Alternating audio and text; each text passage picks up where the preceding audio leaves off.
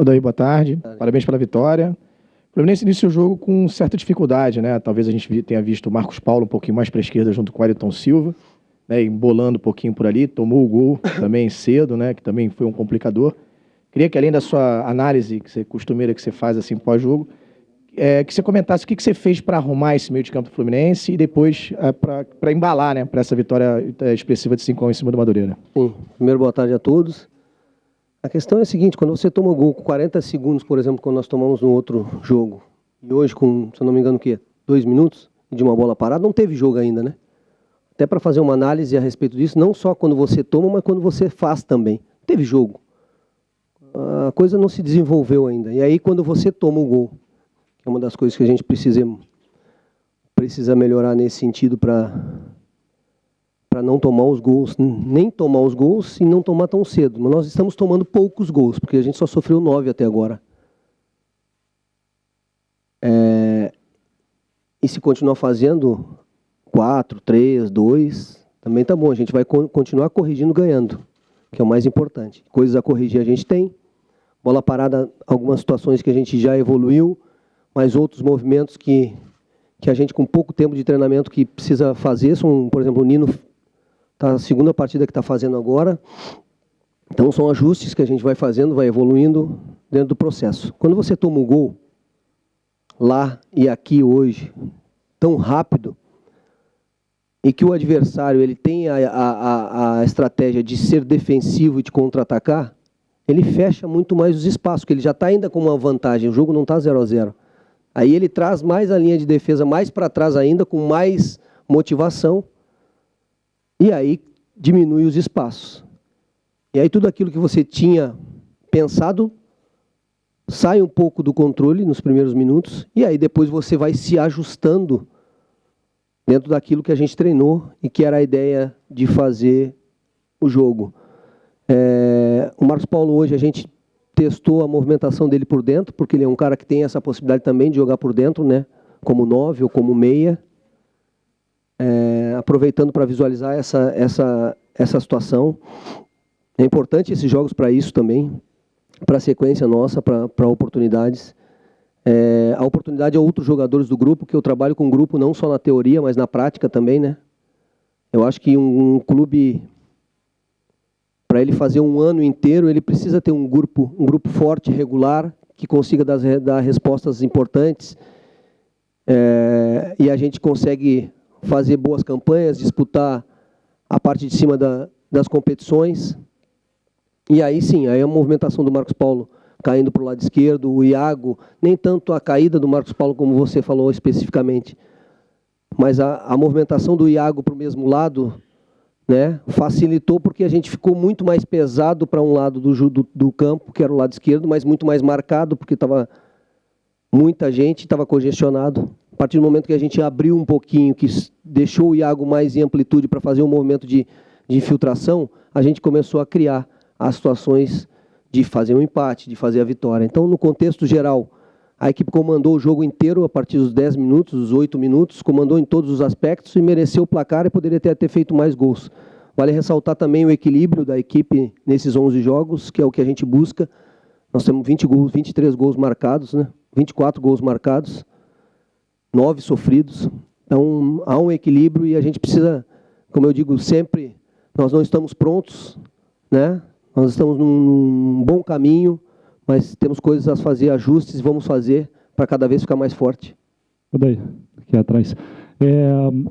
Você pode me corrigir, obviamente, se não for realmente, mas é uma percepção que eu tenho, e outras pessoas também têm, é que em relação à dupla de volantes ali, não tem uma coisa ainda definida na tua cabeça, talvez. Você já jogou com o Henrique e o Hudson mais no início do campeonato, depois o Yuri entrou e também foi se firmando, hoje já jogaram o Hudson e o Yuri, e o Hudson novamente tendo a oportunidade de começar jogando. Eu acho que o Fluminense tem ainda uma certa dificuldade em acelerar um pouco o jogo, sair jogando um pouco mais rápido, fazer uma transição ofensiva e defensiva também mais rápida. O que dá para falar em relação a essa posição especificamente? O que você está pensando? Você está tentando um jogador que consiga fazer essa saída de bola com um pouco mais de velocidade? Acho que o Hudson pode ser esse jogador? Vamos lá com calma. Primeiro que eu discordo de você, em relação a essa transição, a essa velocidade. Primeiro que o adversário que nos deu essa possibilidade, que foi o Botafogo, a gente teve, que é um confronto ali, onde ele vai te atacar, ele vai te botar muitas vezes em bloco baixo, médio baixo, e você vai ter espaço para contra-atacar, para fazer uma transição rápida. De transição rápida com um bloco lá em 20 metros é muito difícil, né? Então, se você pegar o jogo do La Calera, jogo do Motoclube, jogo hoje, todos com um bloco de 30 metros de compactação. Que transição você vai ter aí? Você vai ter que ter construção, infiltração, movimentação, ocupação de espaço. Daí talvez por isso que pareça para você e para alguns a possibilidade dos volantes estarem um pouco mais lentos. O que não é verdade, na minha modesta opinião. A outra que você falou?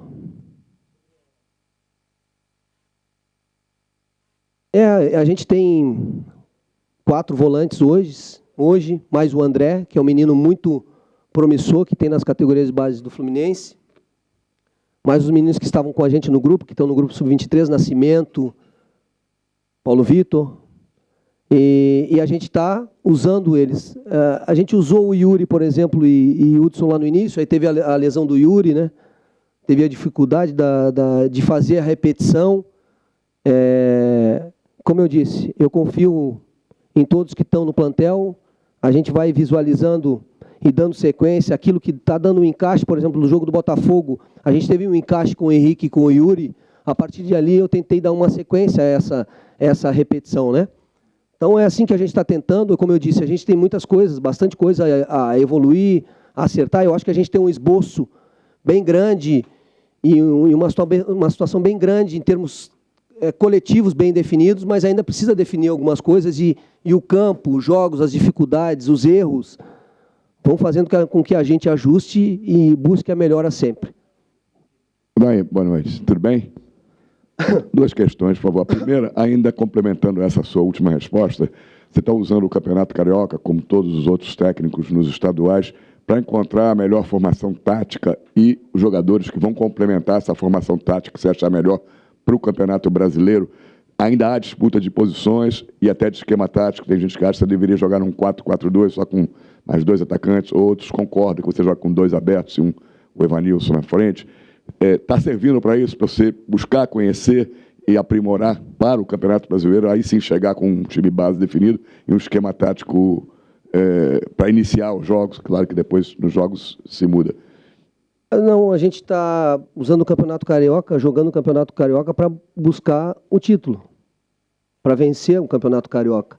E aí dentro dessa primeira hipótese de busca de título, de ser campeão, a gente vai construindo a equipe, porque realmente é uma construção de 40 e poucos dias, 50 dias, 11 jogos, 14 jogadores, se eu não me engano, diferentes, muitos jogadores, quase 7 jogadores diferentes do time titular do ano passado, que teve bastante dificuldade no Campeonato Brasileiro. Então, não é, como eu sempre falo, não é porque nós vencemos a partida. Eu procuro ter uma coerência até nas posições aqui externas, que coisas a construir, a melhorar, a ajustar, nós vamos ter. Mas nós temos muitas coisas boas, né? E a gente está jogando num 4-4-2, com meia de ligação, 3 atacantes, 2 laterais apoiadores.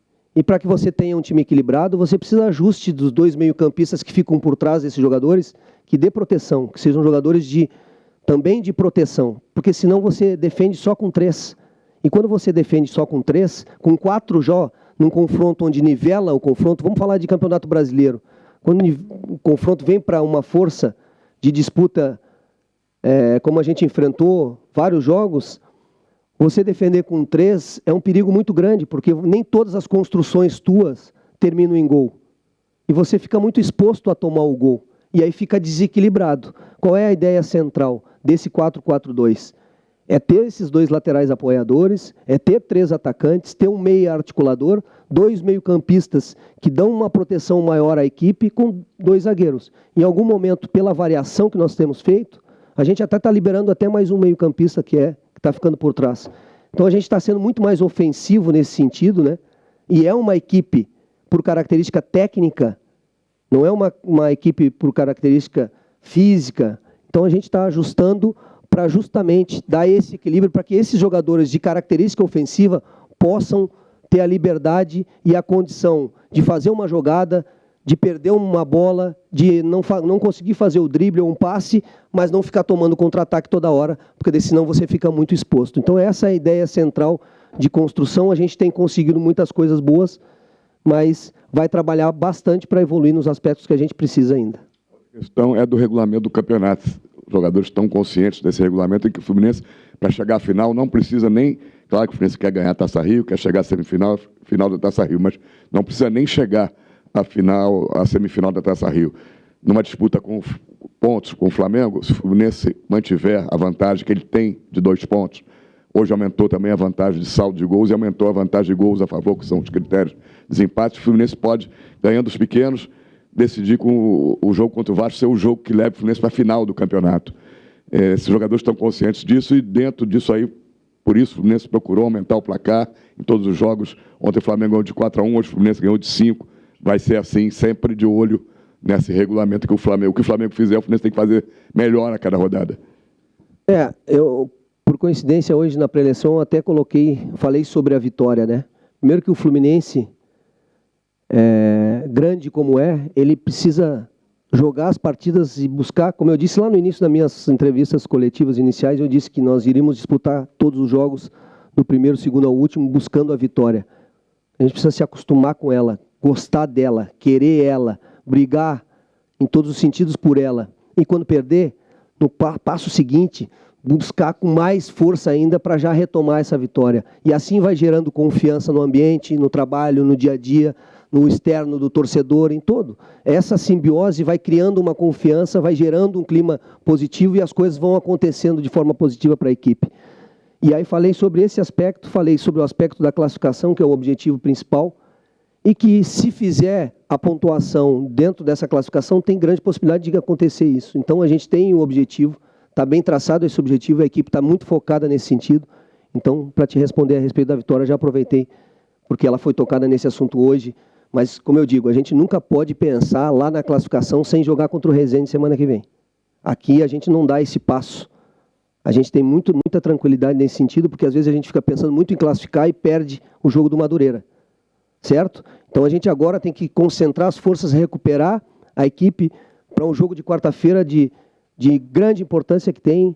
A gente conta muito com o apoio do nosso torcedor. Agradece o torcedor que veio hoje com todas as dificuldades que tiveram para vir ao estádio, acho que sem trem, sem ônibus, com chuva, e vieram aqui e ficaram felizes, e pelo menos estão indo para casa mais felizes, né, pelo resultado da equipe. A gente conta com o nosso torcedor para quarta-feira também, para a gente fazer essa parceria e buscar a nossa classificação, mas a gente nunca pode dar o passo lá na frente sem concentrar para o jogo próximo, né? Então agora a gente tem esse compromisso da Copa do Brasil, claro que o objetivo está ali e a gente precisa estar com ele, mas pensar no Resende para ir etapa em etapa. Odair, tudo bem? Boa noite, parabéns pela vitória. São 2 questões, a primeira delas, hoje você entrou com um trio de ataque curiosamente formado em Xerém. No segundo tempo você lançou o Miguel, mais um jogador formado na base. Queria que você falasse sobre a importância de ter esses jogadores no elenco, tendo em vista a situação financeira do clube. E a outra, aproveitando esse gancho da sua última resposta, falar sobre esse jogo da Copa do Brasil. O Botafogo é uma equipe que já vem atuando há mais tempo, tem também a Copa do Nordeste. O que você projeta para esse jogo de quarta-feira? Obrigado. É um jogo difícil. O Botafogo é uma equipe experiente, bem organizada. A gente já viu alguns jogos. A partir desse momento, agora a gente vai com tudo para estudar esse adversário de quarta-feira. Mas nós, dentro da nossa casa, com o apoio do nosso torcedor, a gente precisa encontrar essa imposição técnica de qualidade para construir a vitória. Mas está muito atento às situações, porque é uma equipe bastante rápida no contra-ataque, tem uma boa bola parada e outros aspectos assim que a gente já visualizou, mas vai ficar guardado para que a gente possa pensar aí durante esses dias que a gente tem. Então, é um jogo que a gente tem que ter total respeito ao adversário, mas o respeito significa também nós nos impormos em todos os sentidos, mental, físico, técnico, né, para que a gente consiga a classificação.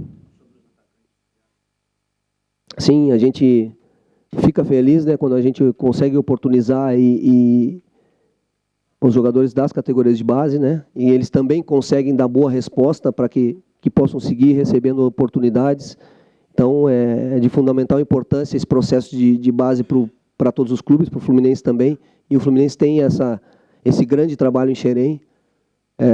E a gente está com esse trabalho também do Sub-23.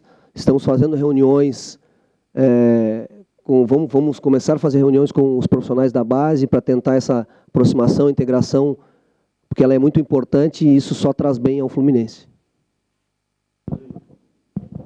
Daí, boa noite, parabéns pela vitória. Eu queria te perguntar, a sua decisão de poupar, né, o Nenê, o Henrique, o que te levou a poupar, como eles estão fisicamente até para quarta-feira, e também sobre o Ganso, que ele sentiu o joelho, né, no último treino, é algo que preocupa você? Como é que é? Sim, a gente tem que aguardar o departamento médico com relação a isso. Quanto aos outros jogadores, é como eu disse, eu não uso só da boca para fora, falo do grupo e não oportunizo. Eu falo isso externamente, falo internamente para os jogadores e também dou oportunidade.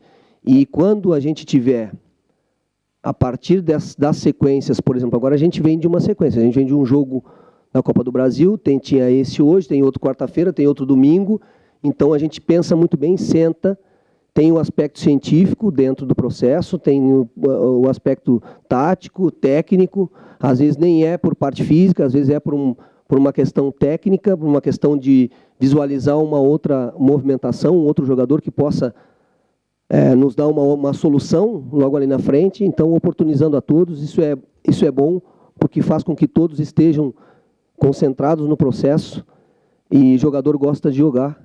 E quanto mais oportunidades surgem para a maioria dos jogadores, mais a gente se fortalece. Essa é a minha visão. Daí, boa noite, parabéns pela vitória. O Yuri, se não me engano, ele assumiu a titularidade após a partida contra o Botafogo, 3-0. O Hudson estava suspenso, o Yuri entrou, fez um grande jogo junto com o Henrique e toda a equipe, uma das melhores atuações do Fluminense. Hoje o Fluminense, mesmo com jogadores poupados, conseguiu ter uma boa atuação, como você disse. Eu queria saber, esses jogadores que em tese entraram na vaga de jogadores poupados, têm condições de se manter na equipe? Ou você pensa, por exemplo, ali, digamos, essa posição de volante está aberta para o jogo de quarta-feira? Está aberta a todas as 11 posições para quarta-feira. A gente vai trabalhar. Amanhã, por exemplo, a gente não consegue trabalhar. Quando a gente fala de possibilidade de treinamento, eu tive 15 minutos para trabalhar a equipe de hoje. Né? Porque a gente voltou de um jogo para pensar, oportunizar, visualizar, não pôde fazer isso na sexta, só fez isso no sábado de manhã, que é o que vai acontecer agora. Amanhã os jogadores que jogaram estão em recuperação, terça-feira a gente é um momento de 15 minutos que eu tenho, 20 minutos para posicionar a equipe que vai jogar contra o Botafogo.